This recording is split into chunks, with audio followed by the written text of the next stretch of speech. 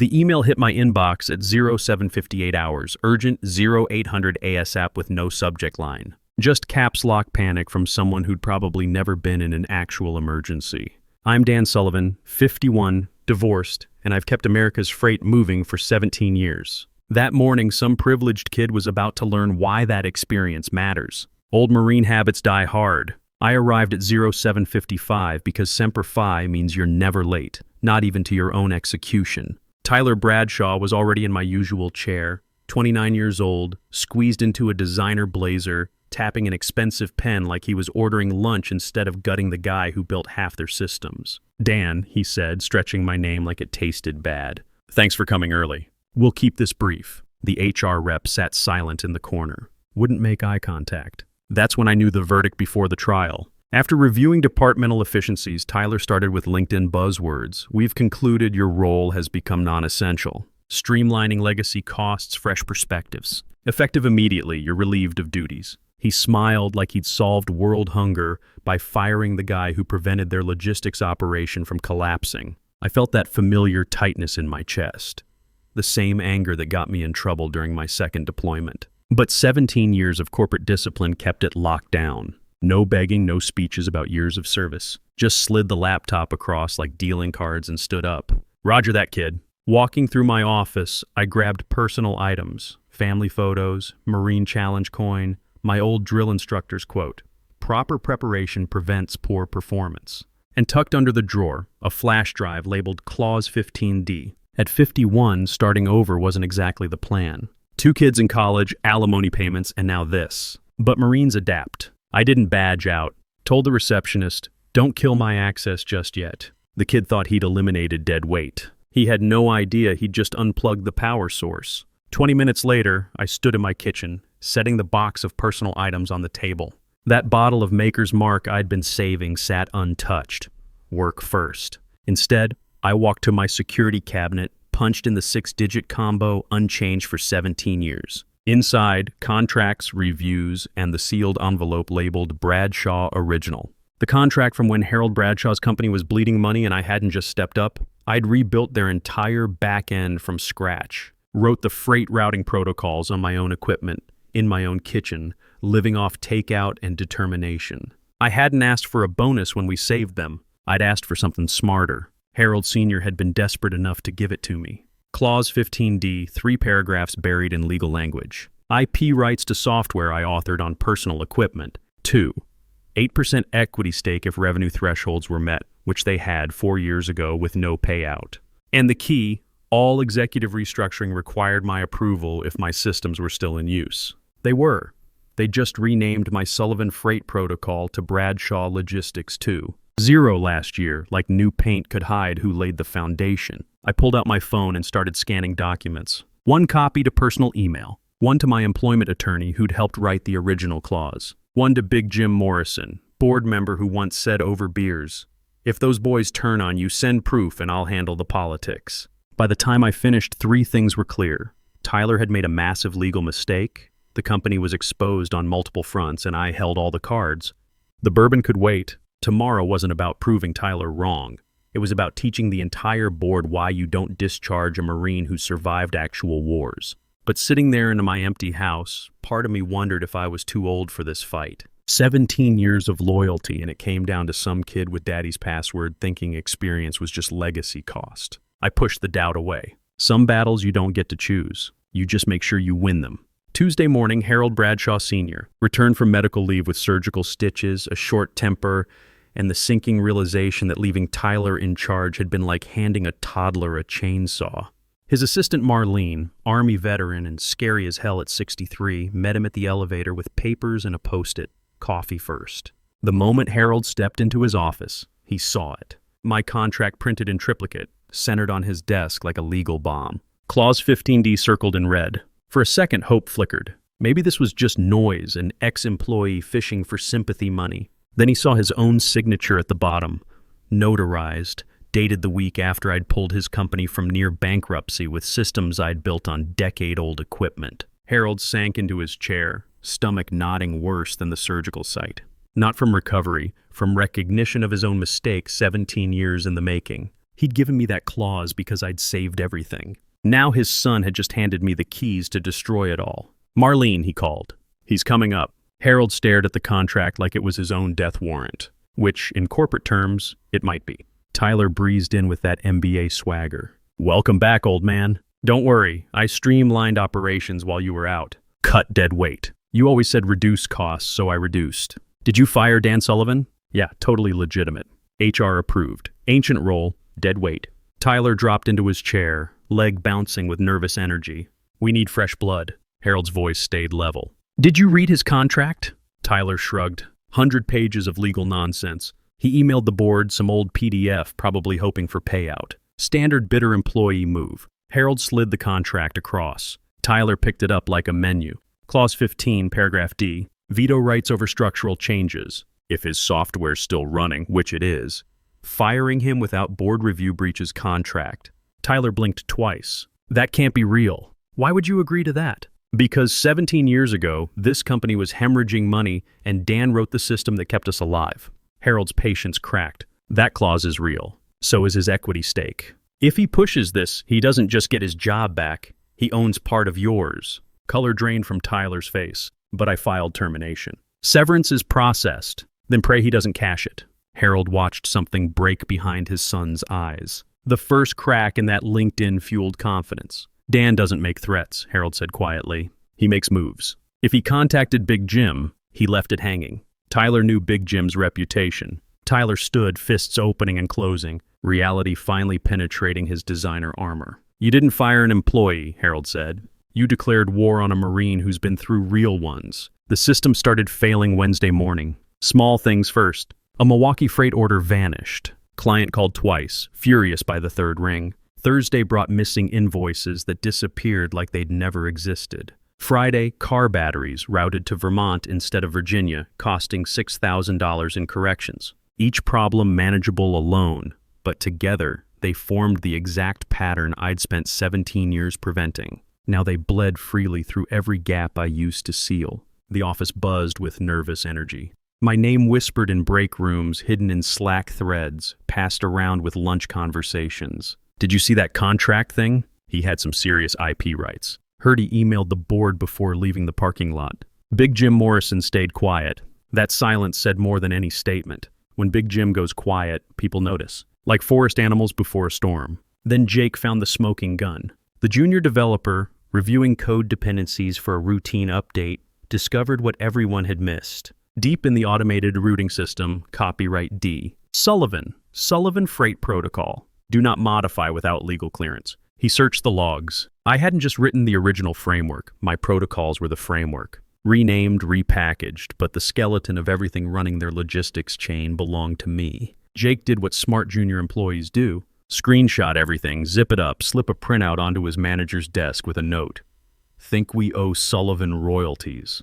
That note traveled 3 desks by lunch. HR by 1500, legal by 1700. By Monday, Harold's inbox had 15 threads marked urgent, Sullivan IP rights. I never tweeted, never posted LinkedIn wisdom, never said a word. Didn't need to. Absence was its own presence, like a missing support beam in a building you thought was solid. No drama, no threats. Just quiet chaos rippling through every system I'd designed, every protocol I'd written, every safeguard I'd built to keep their operation running smooth. And somewhere in those flickering monitors and panicked middle managers, one truth crystallized. Dan Sullivan wasn't just a former employee. He was a loaded weapon they'd tossed on the boardroom table and dared someone to pick up. Tyler was about to learn what happens when you declare war on someone who actually knows how to fight one. Subject line, Notice of Contract Breach, Clause 15 DIP Ownership Review. Sent at 0602 hours before half the executive floor had wiped sleep from their eyes. My timing had always been surgical.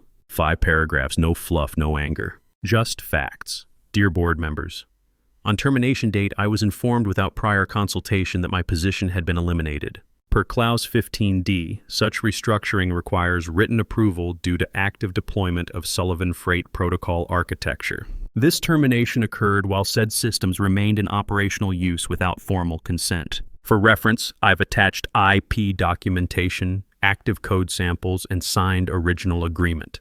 While I trust this was administrative oversight, legal implications of breach and royalty delinquency require immediate clarification. I remain available for resolution discussions. Attachments: Bradshaw, original contract, SFP IP overview, freight operations code excerpts. I copied only board members. No HR, no Tyler's team. Then I made breakfast like any other Tuesday. Because for me, it was routine. This was what happened when someone confused silence for surrender. By 0800, replies started arriving. Martha Dewey, compliance officer, when are you available? Big Jim Morrison, we need to talk.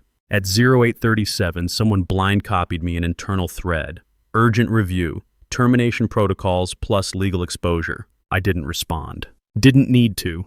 I knew corporate panic when I saw it brewing. At 9:10, emergency meetings began. Boardroom doors closed early. Schedules cleared. Someone canceled Tyler's Innovation Culture webinar without telling him. Harold walked in carrying legal documents and wearing the expression of a man about to face his own failures. Legal had started pulling every signature Tyler had made since I left. Vendor contracts, system updates, a partnership with analytics firms, all built on software running my code without compensation. The phrase willful infringement appeared in email threads. So did malicious restructuring and retroactive equity corrections. One attorney wrote, "This isn't just wrongful termination. He may own significant company assets." Outside the glass walls, Tyler posed for social media photos about disruptive leadership. Inside, actual disruption was unfolding through legal memos and board-level alarm. I still hadn't replied to anyone because power doesn't announce itself. It just arrives when needed,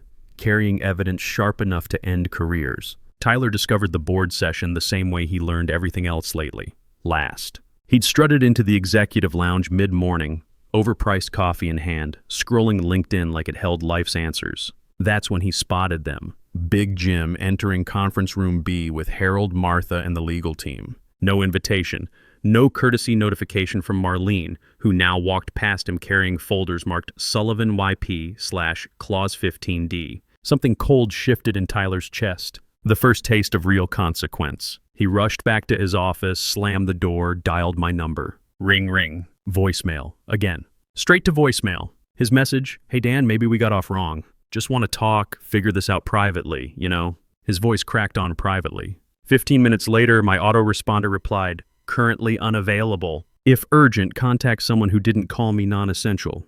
Tyler threw his phone, knocked over a crystal paperweight, watched it shatter into sharp reminders that control was an illusion. Then he made his final mistake. He stormed down to development, demanding Jake show him system logs. "I need to see exactly what Sullivan built," Tyler said, breathing hard. "Everything."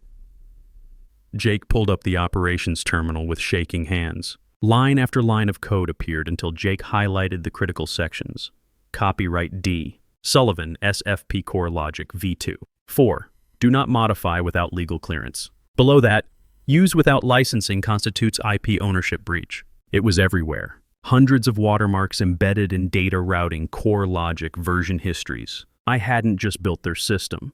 I'd branded every piece like ownership papers. What if we just modernized everything? Tyler asked, desperation creeping in. Strip out his tags, update the code. Quick solution. Jake froze mid-keystroke. "Sir, that would be fraud." "Who mentioned fraud? I'm talking innovation, creative problem solving." Tyler's voice took on the tone of someone who'd watched too many movies where bribes worked. Maybe worth a bonus for your discretion.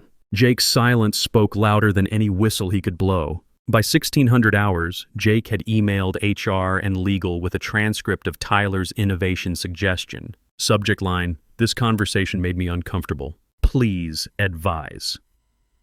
It took 30 minutes for that email to reach Big Jim, Harold, and the emergency board session Tyler still hadn't been invited to join. By 1715, Tyler's keycard access had been quietly downgraded. Not revoked, just limited. He wouldn't notice until he tried accessing restricted areas. Because desperation has a distinct smell, and when it starts rotting, it attracts the kind of attention that topples kingdoms. Harold stared at the growing pile of legal documents on his desk, each one representing another way his son had exposed the company to catastrophic liability. 17 years of careful relationship building with me, destroyed in one impulsive morning. The boy had wanted to prove himself as a leader. Instead, he'd proven why experience matters, why preparation beats privilege, and why you never start a war with someone who's actually fought in real ones. Harold didn't knock. He stood outside my door longer than any CEO should, holding a manila folder like it contained his company's death certificate. Dressed in civilian clothes, slacks and windbreaker, like a man who knew this wasn't business anymore. This was surrender. I opened the door without a word. No welcome, no pleasantries. My house was what you'd expect from a divorced Marine. Clean, practical, nothing wasted.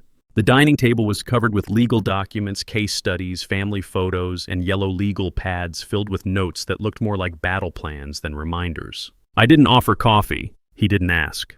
I was wrong, Harold started, staring at my documentation spread like evidence. Never should have given him that position. Thought real responsibility would teach him leadership costs. I didn't think he'd try to destroy the one person who'd kept us alive through every crisis. But he did, I said. The silence stretched between us. Harold looked at my legal preparation like a man seeing his own tactical mistakes laid bare. I slid a folder across the table. Reinstatement offer. Immediate effect. 6 months back pay. Retroactive equity adjustment for milestones achieved using my IP. 3-year licensing contract for all current and derivative systems. My terms.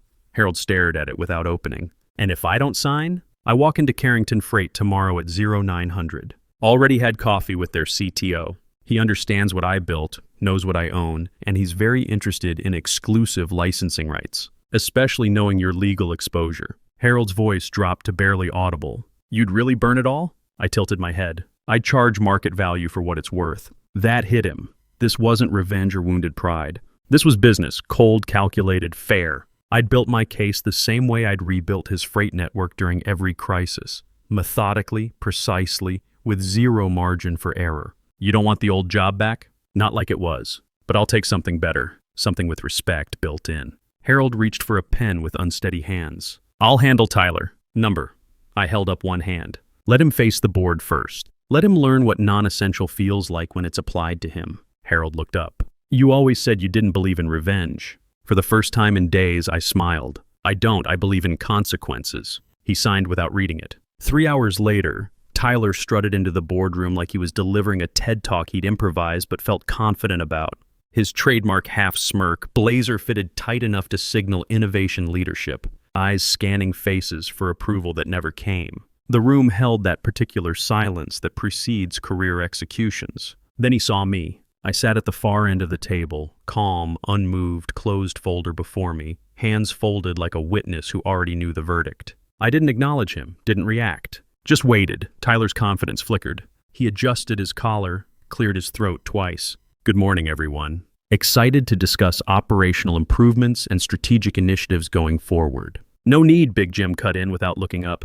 We've had a comprehensive morning reviewing recent decisions. Tyler blinked. I'm sorry? Martha read from her folder. Clause 15, paragraph D. No structural or leadership changes, including termination or reassignment, shall be executed without written consent of Mr. Sullivan if company operations utilize intellectual property authored during his employment. Pause for effect. Which they did. Which they do. The legal counsel spoke next. Discovery reveals 78% of freight operations utilize proprietary code from Sullivan Freight Protocol. Unauthorized modification would require 8 months minimum and complete relicensing. I remained silent. Harold sat at the table's head, watching his son confront reality without interference or rescue. Tyler laughed, but it sounded hollow. Okay, but we're all professionals here. Dan, you could have approached me directly instead of involving everyone. I finally moved. Slowly opened my folder, slid a flash drive across polished wood. Press play, I said. Voice quiet, but it cut through the room. Martha inserted the drive. The wall screen displayed our freight automation dashboard in high definition. Real-time routing, predictive analytics, load optimization, every feature running smooth as precision engineering. Bottom corner, small but permanent. Powered by D. Sullivan EP Holdings. The silence that followed had weight. Career-ending weight. The CFO broke it. 3 vendors have contacted us since Monday. 1 threatens legal action over undisclosed IP rights and licensing agreements. Without immediate resolution, we face breach litigation, retroactive royalties, and system-wide relicensing. Tyler's jaw worked soundlessly. So you're choosing him over me? We're choosing the company over liability, Big Jim said. He turned to me.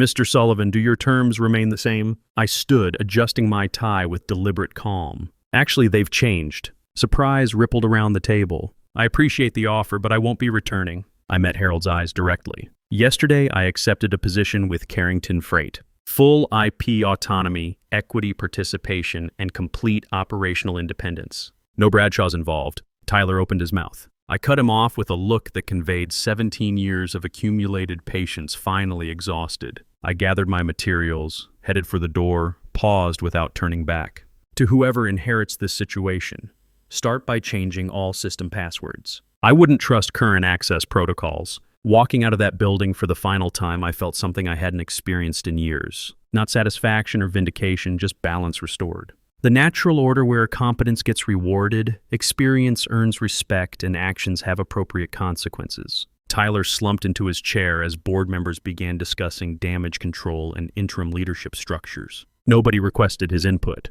Nobody ever would again. Outside, I sat in my truck for a moment before starting the engine. 17 years of building something, watching some privileged kid try to erase it in one morning, then using his own arrogance to reclaim everything plus interest. Marines don't retreat, we advance toward better positions. Sometimes the best victory is walking away from a fight you've already won, carrying everything you earned plus everything they thought they could take. My phone buzzed with a text from my oldest. Dad, saw the LinkedIn post about your new job. Proud of you for not settling. I smiled, started the engine, and drove toward whatever came next. If you've ever been written off by someone who confused their position with their competence, you understand this feeling. Experience doesn't just matter. Sometimes it's the only thing that does.